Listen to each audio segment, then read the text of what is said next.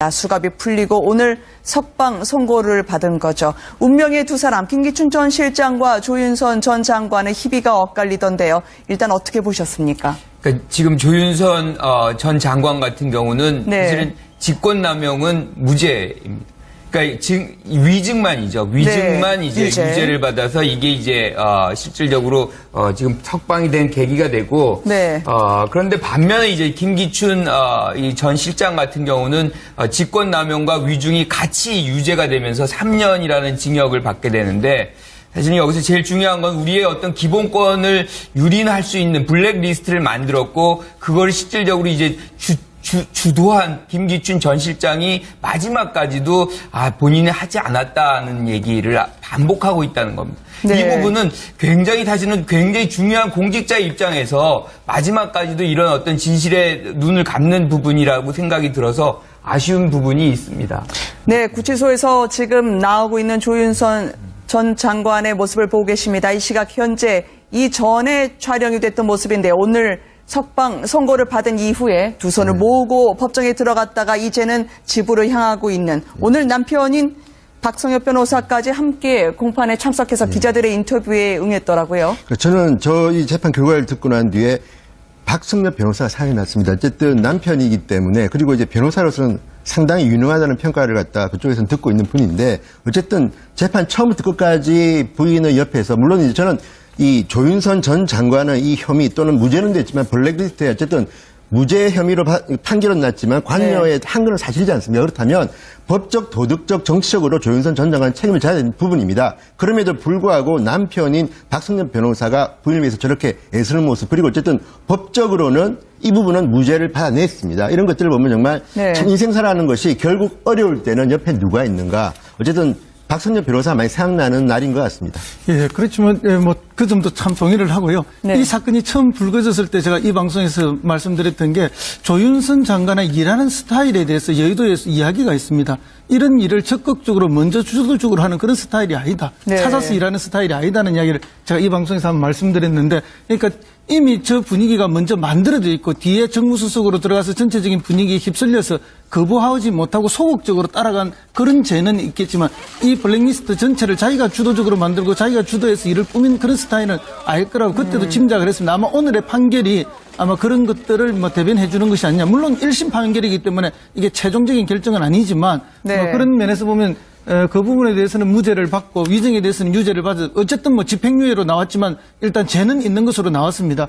이후에 이제 남은 재판에서 어떻게 될지 한 번 더 지켜볼 거라 그렇게 봅니다. 여론은 지금 상당히 격해진 상황입니다. 오늘 선고와 동시에 법정 안에서는 소란이 일기도 했고요. 박성엽 변호사는 취재진과의 인터뷰에서 과거에 할 수 있는 말은 우리가 한 적 없다. 지켜주겠다는 약속을 못 지켰다라는 남편이었습니다만 아무도 듣지 않아줬는데 많이 이해해줘서 감사하다라고 오늘 소감을 이야기를 하더라고요. 박성엽 변호사가 최후 변론 때 그때 이제 조윤선 전 장관도 같이 눈물을 흘리기도 할 정도로 최후 변론을 굉장히 부인을 위해서 많이 했어요. 그러니까 열심히 했다고 해야 되는 거죠. 그러니까 특검 조사를 보면 굉장히 오해를 많이 하고 있는 것 같다. 이런 얘기도 했었고, 이 부인에 대해서 무죄를 확신하고 있는 듯한 이런 모습을 보여줘서, 이 부부관계라는 게 이런 거구나. 이제 이런 생각들을 하신 분들도 굉장히 많았는데요.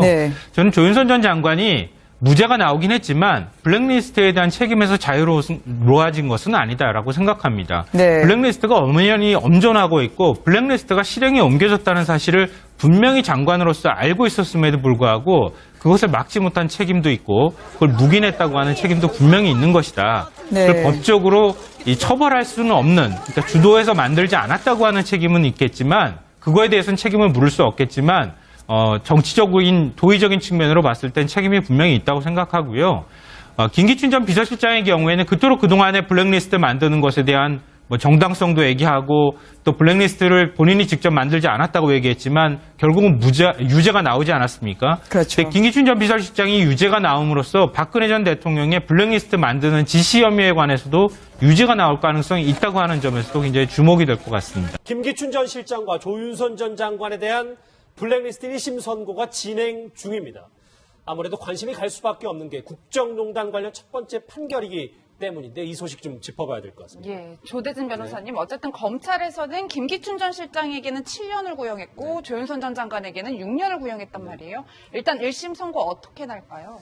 그 일각에서는 뭐 사실상 유죄가 나지 않을까, 뭐 구형량보다는 작겠지만 사실상 실형이 나올 것으로 지금 생각하고 있는 견해들이 많습니다. 예. 근데 이제 그 실형에 관련된 그 숫자보다도 실형이 이루어질 것이냐에 관련된 부분이 되게 중요한 부분이에요. 아까 말씀드린 대로 지금 받고 있는 그 재판에 공소장 사실이 사실상 남아있는 박근혜 전 대통령에 관련된 부분하고도 맞닿아 있거든요. 그렇기 때문에 오늘 재판부에서 이게 블랙리스트에 관련된 부분이 정책적 판단이 아니라 범죄라는 부분을 확인해 줄 경우에 나중에 박근혜 전 대통령의 판단에 있어서도 같은 유죄로 판단할 수밖에 없다라는 점에서 미리 지금 채점을 하는 그런 심정이라고 보시면 될 것 같고요. 그리고 관련해서 지금 김기춘 그 비서실장 같은 경우에는 이때까지 블랙리스트에 관련된 존재도 없었고 나는 지시도 한 적이 없다라고 지금 얘기를 하고 있었거든요. 그런 부분을 재판부가 거짓으로 받아들이고 실형을 내릴 경우에 지금 하고 있는 박근혜 전 대통령의 지금 변론 과정에 있어서 다 부인하는 전략도 사실상 재판부가 어떻게 판단할지를 미리 예상해 볼 수 있는 중요한 자료가 될 수 있을 것 같습니다. 그러니까 왜냐하면 저 두 사람 다 계속 모르쇠로 일관하고 있기 때문에 이 부분이 오늘 1심 판결에서 어떻게 나올지가 제일 관심사잖아요. 그렇죠. 일단 사법부가 판단을 할 때 블랙리스트에 관련된 부분을 변호인이 변호를 했지만 재판부가 어떻게 보고 있다는 부분을 미리 지금 가늠해 볼 수 있거든요. 향후에 있어서 박 전 대통령에 관련된 그 부분에 있어서도 이런 사법부의 예비 판단에 관련된 부분을 참조할 것이기 때문에 사실상 이미 지금 채점이 이루어진 가채점 단계의 결과가 나온다고 보시면 될 것 같습니다. 예, 가채점 단계. 그러면 이 블랙리스트 선고와 관련해서 김기춘 전 실장의 과거 목소리 한번 같이 들어보시죠. 리스트로 본 거는 2014년 6월경으로 기억을 하고요. 퇴임 직전이었습니다. 그리고 리스트 이전의 형태로는 구두로 수시로 김기춘 비서실장의 지시라고 하면서 모철민 수석이나 김소영 비서관을 통해서 문체부로 전달이 됐었습니다. 블랙리스트가 김기춘 실장으로부터 시작되어서 그 다음에 정무수석을 거쳐서 문화부로 내려왔다는 것이 문화부 전직 공무원의 증언인데 사실 저희들 블랙리스트 만든 일 없습니다. 예, 사실 무엇보다도 중요한 게 박근혜 전 대통령도 이 블랙리스트 관련 혐의를 받고 있는 상황이어서 오늘 이 선고가 굉장히 중요한 영향을 미칠 것 같아요. 그렇습니다. 이게 이제 직권남용, 직무와 관련돼 있는가라는 게 중요한 문제고 사실은 이제 2013년 9월 30일 날 대통령 주재 수석회의에서 그러니까 박 전 대통령이 이렇게 이야기를 했습니다. 국정지표가 문화융성인데 좌편향 문화예술계에 문제가 많다. 특히 롯데와 CJ 투자자가 협조를 하자 문제다. 이런 발언을 했어요. 이 발언이 이제 시작점으로 해서 블랙리스트 사건이 시작이 되는 것이거든요. 그러니까 오늘 재판정에서 오늘 재판부가 만약에 이 유죄를 인정할 경우에 박 전 대통령의 지시를 통해서 결국 김기춘 전 실장이 만들고 조윤선 당시 정무수석이 했는 것 아니냐 이런 그림 자체가 그려지는 것이거든요. 그러니까 실제로 이렇게 된다면 박 전 대통령 혐의에도 상당 부분 영향을 미칠 것 같습니다. 일단 상당 부분 영향을 미친다. 1심 선고가 그만큼 중요할 텐데 지금 시간 정도면 아마 서울중앙지법에서 1심 선고 판결이 나왔을 수도 있는데 속보가 들어온 대로 전해드리도록 하겠습니다. 말씀하셨던 김기춘 전 실장도 있고 박근혜 전 대통령도 있지만 오늘 또 한 명 재판정에 서는 사람이 바로 조윤선 전 장관입니다. 과거 목소리 한번 들어보시겠습니다. 블랙리스트가 존재한다 안 한다? yes, no. 어느 게 맞아요? 존재한다 존재하지 않는다. 예술인들의 지원을 배제하는 그런 명단은 있었던 것으로 판단이 되고 있습니다. 저는 전혀 블랙리스트에 관해서 인수인계를 받은 적도 없고 실장이나 그 누구로부터도 지시를 받은 적이 없고 제가 그 누구한테 지시한 적도 없고 보고를 받은 적도 없습니다. 저 말만 일단 고지고대로 믿자면 조대진 변호사님 일단 남편인 그 변호사하고 같이 이제 조윤선 전 장관이 이제 법리 다툼을 벌이고 있는데 계속 모르쇠로 앞으로 2심이든 3심이든 일관할 거 아니겠습니까? 근데 이제 일단 조윤선 장관 같은 경우에는 관련돼서 비서실장이라든지 대통령도 부인하고 있기 때문에 본인이 인정할 수 있는 상황은 아닙니다. 그렇기 때문에 지금 계속 부인하는 방법을 선택을 할 수밖에 없을 것 같고요. 하지만 이제 이런 부분을 재판부가 정말로 믿어주느냐 안 믿어주냐의 부분인데 지금 나온 증거라든지 당사자의 진술 그리고 관련자의 진술들을 비춰봤을 때 사실상 인지하지 못했다는 것은 거짓일 확률이 높다라고 생각하는 게 일반 법조계의 생각이기 때문에 이런 부분에 재판부가 어떻게 판단할지 그럼에도 불구하고 조윤선 장관의 말을 믿어줄지는 지켜봐야 될 것 같습니다. 무엇보다 중요한 건 오늘 1심 판결, 1심 선고가 박 전 대통령 관련 혐의에 있어서 또 어떤 영향을 미칠지 그거겠죠. 관련 소식 짚어보도록 하겠습니다. 전문가 세 분, 조대진 변호사님은 계속 함께해 줄 거예요. 나머지 세 분과는 여기서 인사를 드리겠습니다. 고맙습니다. 90일 동안 특검 수사가 진행이 됐잖아요. 네네. 이것 때문에 구속된 건물급 인사들이 굉장히 많죠. 많습니다. 예. 자, 다들 구치소 생활을 어떻게 하고 있나 좀 궁금하실 텐데요. 자, 유독 적응을 못하는 사람이 한 명 있다고 합니다. 네, 바로 조윤선 전 문체부 장관 얘기인데, 네. 자, 이런 얘기가 지금 들렸어요. 언론에 보도됐습니다. 네, 바로 조윤선 전 장관이 구치소 입수 후에 사실상 곡기를 끊고 귤에만 의존했다. 그러니까 귤만 먹는다는 얘기죠. 체중이 크게 줄었다. 이런 얘기가 지금 들려오고 있어요. 영치금도 좀 넉넉하게 넣어줬다고 하고 남편인 박모 변호사가 늘 저기 한다는데 왜 저렇게 귤만 먹는다고 보십니까? 아마 굉장히 정신적인 어떤 트라우마 있지 않는가 싶어요. 네. 사실 외부에서 자유롭게 활동하고 사실만 부러운 것 없이 살던 사람이 이제 그런 데 들어갔을 때 특히 여자하고 남자는 좀 틀리거든요. 여자는 사실 뭐 어떤 그 본인을 꾸미는 뭐 그런 것도 있고 그래야 하는데 구치소는 전혀 그런 걸 할 수가 없어요. 또 머리 헤어스타일도 마찬가지고 뭐 화장과 관련된 부분도 마찬가지고요. 또 뭐 샤워를 갖다 항상 자유롭게 할 수 있는 것도 아니고 그러면서 이제 무엇보다도 약간 폐쇄된 곳에서 자기 미래에 대한 어떤 공포감이 굉장히 있을 겁니다. 이제 그러다 보니까 아마 제가 볼 때는 의도적인 건 아니고 이제 입맛이 없겠죠. 입맛이 없으면서 귤만 먹고 있다 그런 얘기가 들려요. 그런데 사실 귤만 먹게 되면 영양 결핍 현상이 굉장히 일어나지 않습니까? 탄수화물도 좀 먹어야 되는 거 아니에요? 굉장히 체중이 많이 빠지게 될 거예요. 그래서 본인 자체가 만약에 저렇게 계속적으로 한다고 하면 이제 건강상의 문제가 굉장히 될 수 있다고 봅니다. 네네. 그런 건강상이 너무나 문제가 많이 되면 결국 뭐 병과 관련해서 이제 보석 신청도 병보석도 가능하지 않겠어요? 있는데 근데 영치금 뭐 넣어준 돈이 상당히 많은데 그것도 다 썼다고 하는 걸 봐서는 아마 일부러 안 먹는다 이런 게 가능한 추론이겠죠. 뭐 그럴 수도 있지만 그건 이제 단정적으로 얘기할 수 없고 네. 아마 영치금 자체는 본인의 어떤 뭐 옷이 그 안에서 오는 수위 있잖아요. 그런 것들은 질이 좋은 거랄지 또 다른 데는 쓸 수 있겠죠, 뭐. 네네. 영치금 떨어지면 계속 보충해 주는 게 그 큰 문제는 아닌데. 예. 문제는 그 월간지에 이제 뭐 월간지 어제 그저께나 월간지 그렇죠, 나오지 그렇죠. 않았어요. 근데 제가 들었던 얘기하고는 조금 배치되는 측면이 있어요. 어떤 겁니까? 처음에 보면은 그 조윤선 그 안에서 지금 제일 잘 버티는 사람은 의외로 김기춘 실장이랍니다. 아. 김기춘 전 실장은 너 나이도 많은데. 이 근육 떨어진다고 뭐 이재용 부회장한테도 뭐 그런 걸 누가 알려줬다 그러는데 계속 이러고 있대요. 아령 같은 거. 아령이 아니라 맨손으로라도. 아, 예. 그 이제 그분이 나이가 전해 들으신 얘기죠? 물론 전해 들었죠. 네네. 저희도 뭐 그쪽 관계에서 전해 들은 이야기인데 김기준 전 실장 같은 경우는 이거 버텨야 된다 그러면서 계속 이런 식의 그러니까 뭐 손에 뭐 들지 않더라도 이렇게 이제 근육 운동을 하고 있고.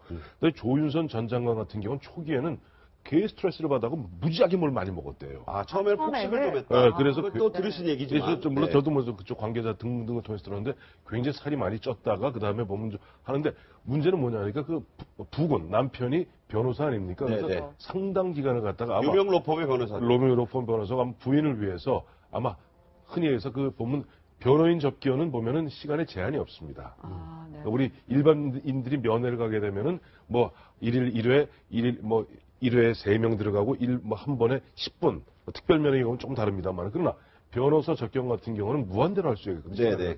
저녁 아침 9시부터 오후 5시까지는 그 시간에 상당 부분을 갖다 남편이 어쨌든 심리적 흔들리지 않게 뭐 이야기하고 있다 그러니까 모르겠어요. 그러니까 귤만 먹고 네. 뭐 극단적인 얘기가 되겠습니다만 그런 거 얘기도 들리네요.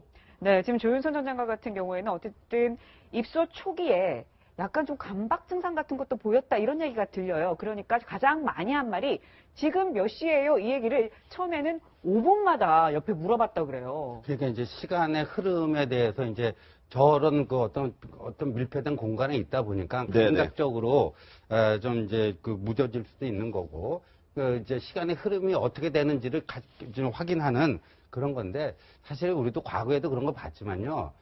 남자도 이렇게 그 고위 권력에 있었던 사람이라든가 뭐 재벌 총수라든가 첫 번째 감옥에 갔을 때는 그나마 어떻게 견디고 나왔는데 두 번째 구속돼 갖고 그 수감되는 과정에서 막 자해 소동 일어나고 이런 것들이 많지 않습니까? 그러니까 특히나 좀 이렇게 약간 특별한 뭐 신데렐라급 그 생활을 했던 분들에게는 굉장히 저기 그냥 그만큼 힘든 거죠. 그러니까 막 자해 어떤 저기가 욕구가 일어날 정도로 힘든 거니까. 네. 뭐 좀 인간적으로 뭐 충분히 이해가 됩니다. 지금 몇 시에 하는 것은 네네. 시간이 너무 안 가기 때문에 물어보는 거예요.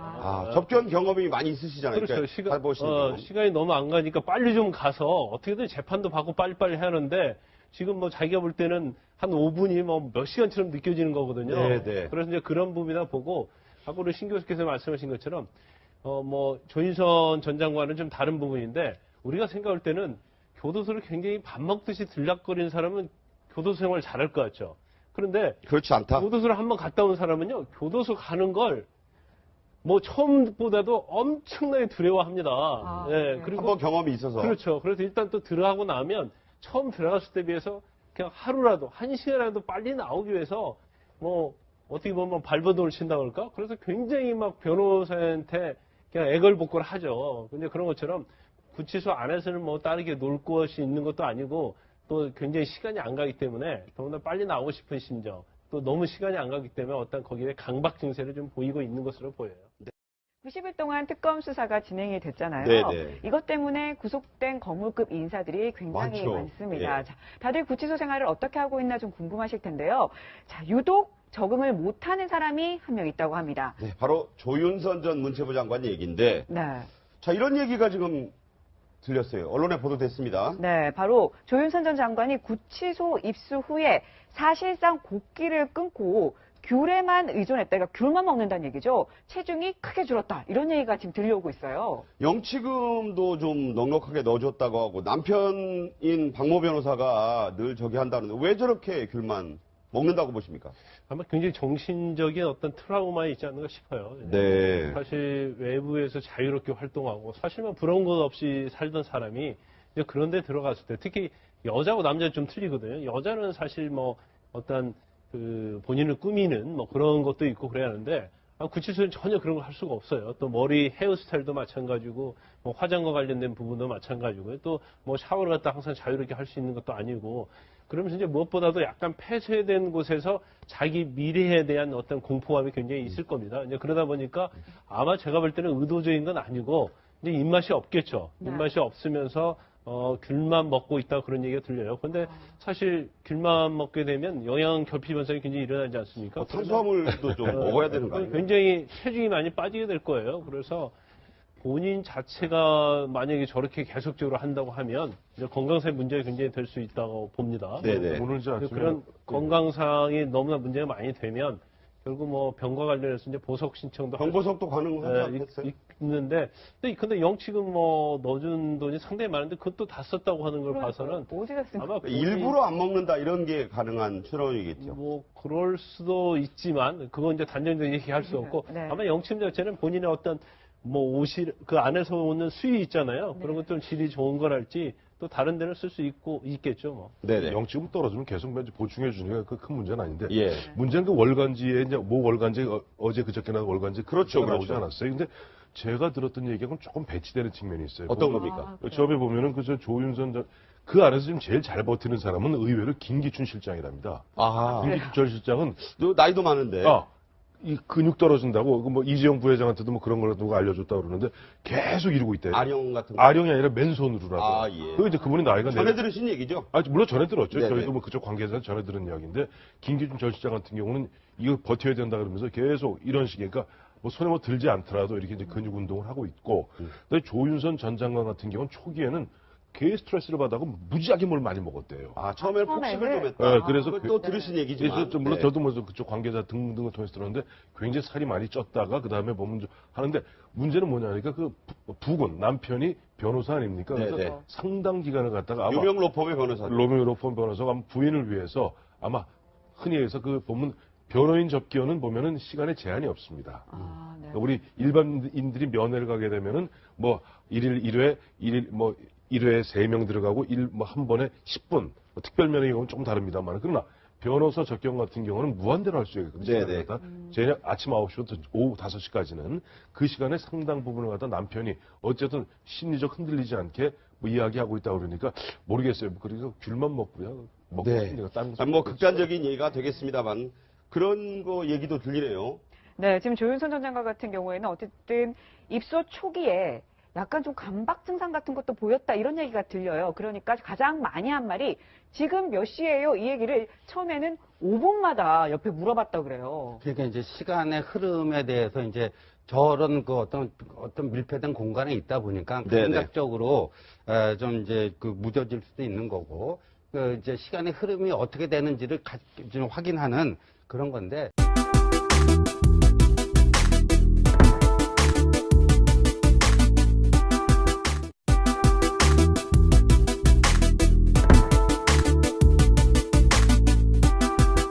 실장의 과거 목소리 한번 같이 들어보시죠. 리스트로 본 거는 2014년 6월경으로 기억을 하고요. 퇴임 직전이었습니다. 그리고 리스트 이전의 형태로는 구두로 수시로 김기춘 비서실장의 지시라고 하면서 모철민 수석이나 김소영 비서관을 통해서 문체부로 전달이 됐었습니다. 블랙리스트가 김기춘 실장으로부터 시작되어서 그 다음에 정무수석을 거쳐서 문화부로 내려왔다는 것이 문화부 전직 공무원의 증언인데 사실 저희들 블랙리스트 만든 일 없습니다. 예, 사실 무엇보다도 중요한 게 박근혜 전 대통령도 이 블랙리스트 관련 혐의를 받고 있는 상황이어서 오늘 이 선고가 굉장히 중요한 영향을 미칠 것 같아요. 그렇습니다. 이게 이제 직권남용, 직무와 관련돼 있는가라는 게 중요한 문제고 사실은 이제 2013년 9월 30일 날 대통령 주재 수석회의에서 그러니까 박 전 대통령이 이렇게 이야기를 했습니다. 국정지표가 문화융성인데 좌편향 문화예술계에 문제가 많다. 특히 롯데와 CJ 투자자가 협조를 하자 문제다. 이런 발언을 했어요. 이 발언이 이제 시작점으로 해서 블랙리스트 사건이 시작이 되는 것이거든요. 그러니까 오늘 재판정에서 오늘 재판부가 만약에 이 유죄를 인정할 경우에 박 전 대통령의 지시를 통해서 결국 김기춘 전 실장이 만들고 조윤선 당시 정무수석이 했는 것 아니냐 이런 그림 자체가 그려지는 것이거든요. 그러니까 실제로 이렇게 된다면 박 전 대통령 혐의에도 상당 부분 영향을 미칠 것 같습니다. 일단 상당 부분 영향을 미친다. 1심 선고가 그만큼 중요할 텐데 지금 시간 정도면 아마 서울중앙지법에서 1심 선고 판결이 나왔을 수도 있는데 속보가 들어온 대로 전해드리도록 하겠습니다.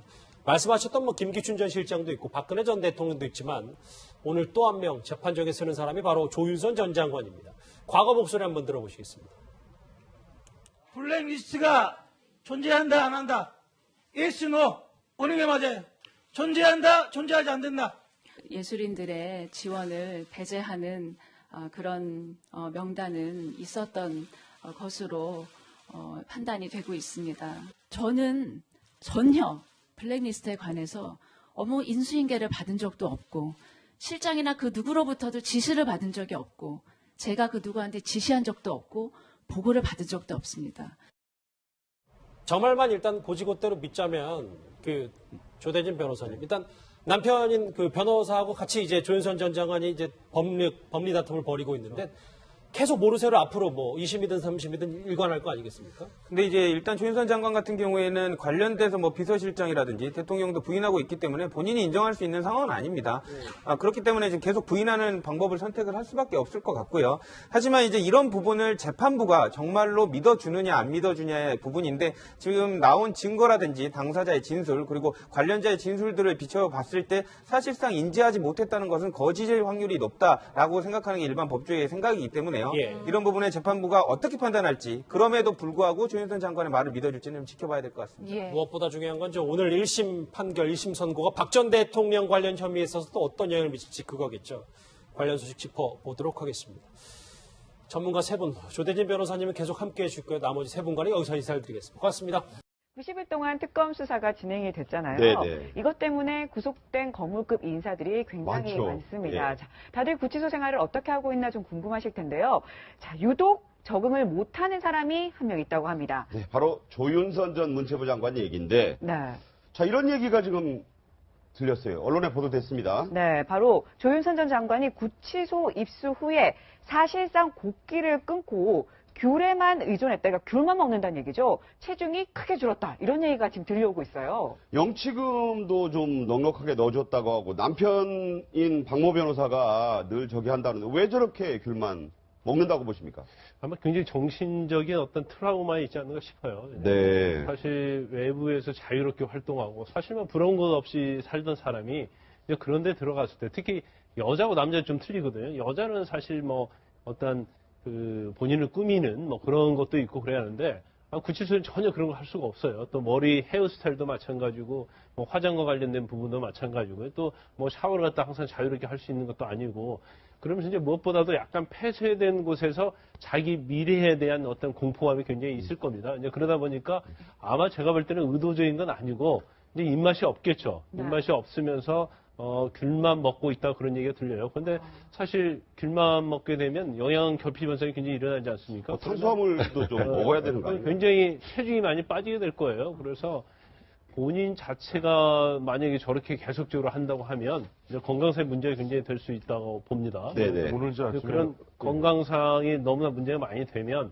결국 뭐 병과 관련해서 이제 보석 신청도 병보석도 가능하지 않겠어요? 있는데 근데 영치금 뭐 넣어준 돈이 상당히 많은데 그것도 다 썼다고 하는 걸 봐서는 아마 일부러 안 먹는다 이런 게 가능한 추론이겠죠. 뭐 그럴 수도 있지만 그건 이제 단정적인 얘기할 수 없고 아마 영치금 자체는 본인의 어떤 뭐 옷이 그 안에서 오는 수위 있잖아요. 그런 것들은 질이 좋은 거랄지 또 다른 데는 쓸 수 있겠죠. 뭐. 네네. 영치금 떨어지면 계속 보충해 주니까 그 큰 문제는 아닌데. 예. 문제는 그 월간지에 이제 뭐 월간지 어제 그저께나 월간지 그렇죠, 나오지 그렇죠. 않았어요. 근데 제가 들었던 얘기하고는 조금 배치되는 측면이 있어요. 어떤 겁니까? 처음에 보면은 그 조윤선 그 안에서 지금 제일 잘 버티는 사람은 의외로 김기춘 실장이랍니다. 김기춘 전 실장은 나이도 많은데. 이 근육 떨어진다고 뭐 이재용 부회장한테도 뭐 그런 걸 누가 알려줬다 그러는데 계속 이러고 있대요. 아령 같은 거. 아령이 아니라 맨손으로라고. 예. 그 이제 그분이 나이가 전해 들으신 얘기죠? 물론 전해 들었죠. 네네. 저희도 뭐 그쪽 관계자는 전해 들은 이야기인데 김기춘 전 실장 같은 경우는 이거 버텨야 된다 그러면서 계속 이런 식의 그러니까 뭐 손에 뭐 들지 않더라도 이렇게 이제 근육 운동을 하고 있고.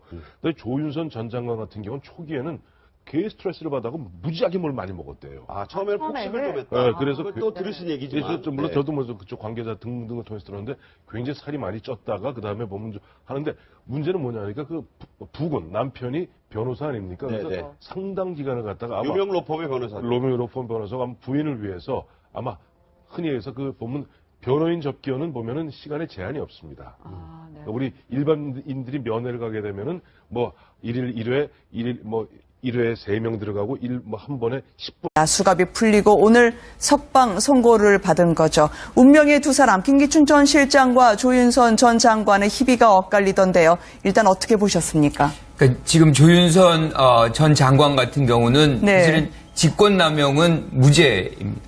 그러니까 위증만이죠. 위증만 이제 유죄를 받아서 이게 이제 실질적으로 지금 석방이 된 계기가 되고 그런데 반면에 이제 김기춘 이 전 실장 같은 경우는 직권남용과 위증이 같이 유죄가 되면서 3년이라는 징역을 받게 되는데 사실 여기서 제일 중요한 건 우리의 어떤 기본권을 유린할 수 있는 블랙리스트를 만들었고 그걸 실질적으로 이제 주도한 김기춘 전 실장이 마지막까지도 본인이 하지 않았다는 얘기를 반복하고 있다는 겁니다. 이 부분은 굉장히 중요한 공직자 입장에서 마지막까지도 이런 어떤 진실에 눈을 감는 부분이라고 생각이 들어서 아쉬운 부분이 있습니다.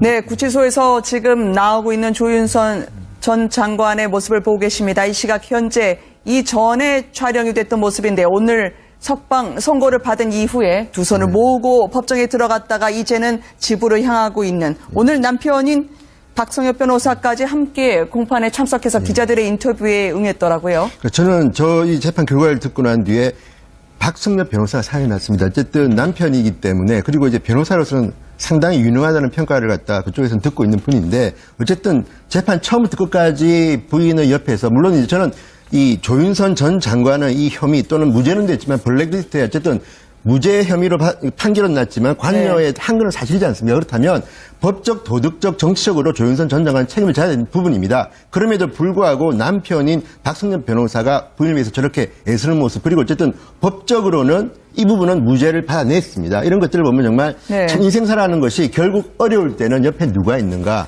어쨌든 박성엽 변호사 많이 생각나는 날인 것 같습니다. 예, 그렇지만 뭐 그 점도 참 동의를 하고요. 이 사건이 처음 불거졌을 때 제가 이 방송에서 말씀드렸던 게 조윤선 장관의 일하는 스타일에 대해서 여의도에서 이야기가 있습니다.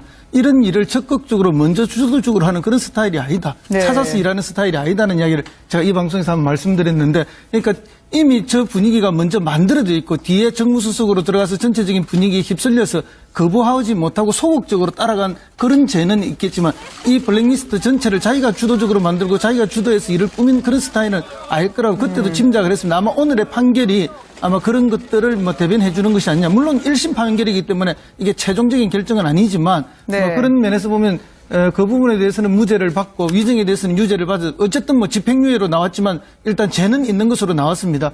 이후에 이제 남은 재판에서 어떻게 될지 한 번 더 지켜볼 거라 그렇게 봅니다. 여론은 지금 상당히 격해진 상황입니다. 오늘 선고와 동시에 법정 안에서는 소란이 일기도 했고요. 박성엽 변호사는 취재진과의 인터뷰에서 과거에 할 수 있는 말은 우리가 한 적 없다, 지켜주겠다는 약속을 못 지켰다라는 남편이었습니다만 아무도 듣지 않아줬는데 많이 이해해줘서 감사하다라고 오늘 소감을 이야기했습니다. 특별면허의 경우는 조금 다릅니다만 그러나 변호사 적경 같은 경우는 무한대로 할 수 있거든요. 저녁 아침 9시부터 오후 5시까지는 그 시간에 상당 부분을 갖다 남편이 어쨌든 심리적 흔들리지 않게 이야기하고 있다고 그러니까 모르겠어요. 그래서 귤만 먹고요. 극단적인 얘기가 되겠습니다만 그런 거 얘기도 들리네요.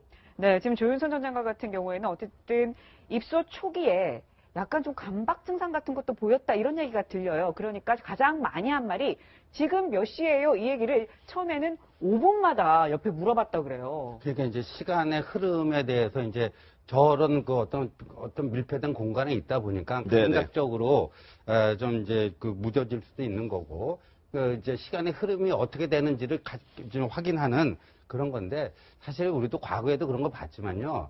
남자도 이렇게 고위 권력에 있었던 사람이라든가 재벌 총수라든가 첫 번째 감옥에 갔을 때는 그나마 어떻게 견디고 나왔는데 두 번째 구속돼 갖고 수감되는 과정에서 막 자해 소동 일어나고 이런 것들이 많지 않습니까? 그러니까 특히나 좀 이렇게 약간 특별한 신데렐라급 생활을 했던 분들에게는 굉장히 저기 그냥 그만큼 힘든 거죠. 그러니까 막 자해 욕구가 일어날 정도로 힘든 거니까.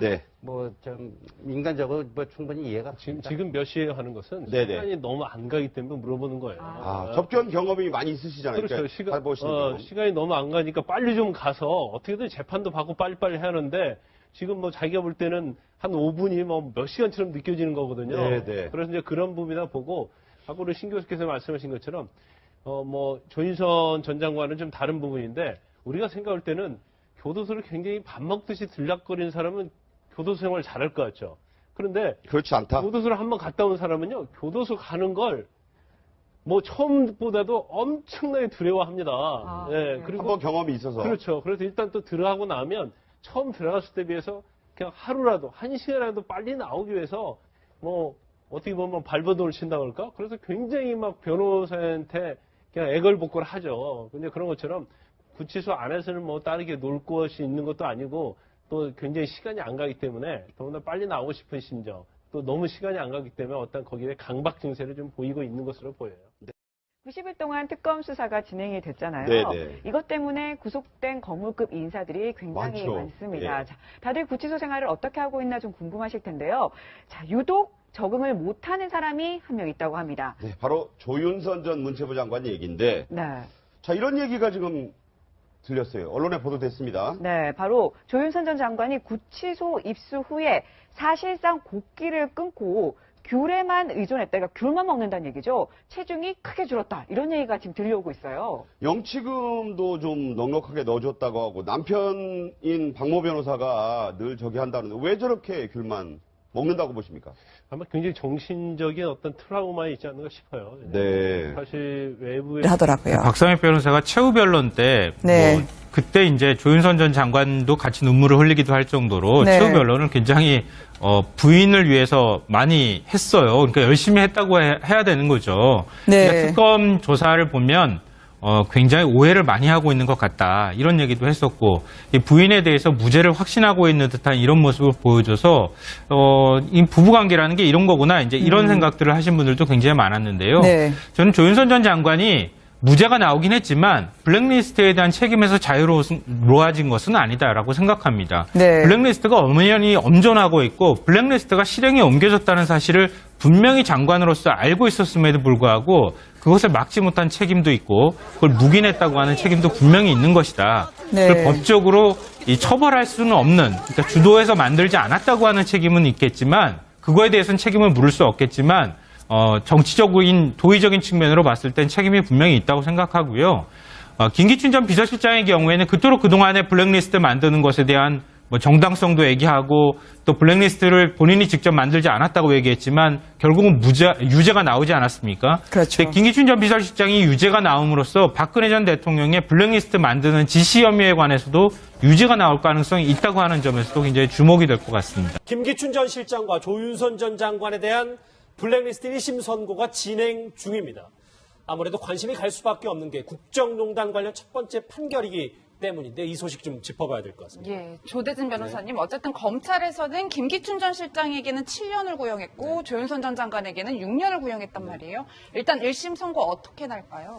그 일각에서는 뭐 사실상 유죄가 나지 않을까, 뭐 구형량보다는 작겠지만 사실상 실형이 나올 것으로 지금 생각하고 있는 견해들이 많습니다. 예. 근데 이제 그 실형에 관련된 그 숫자보다도 실형이 이루어질 것이냐에 관련된 부분이 되게 중요한 부분이에요. 아까 말씀드린 대로 지금 받고 있는 그 재판에 공소장 사실이 사실상 남아있는 박근혜 전 대통령에 관련된 부분하고도 맞닿아 있거든요. 그렇기 때문에 오늘 재판부에서 이게 블랙리스트에 관련된 부분이 정책적 판단이 아니라 범죄라는 부분을 확인해 줄 경우에 나중에 박근혜 전 대통령의 판단에 있어서도 같은 유죄로 판단할 수밖에 없다라는 점에서 미리 지금 채점을 하는 그런 심정이라고 보시면 될 것 같고요.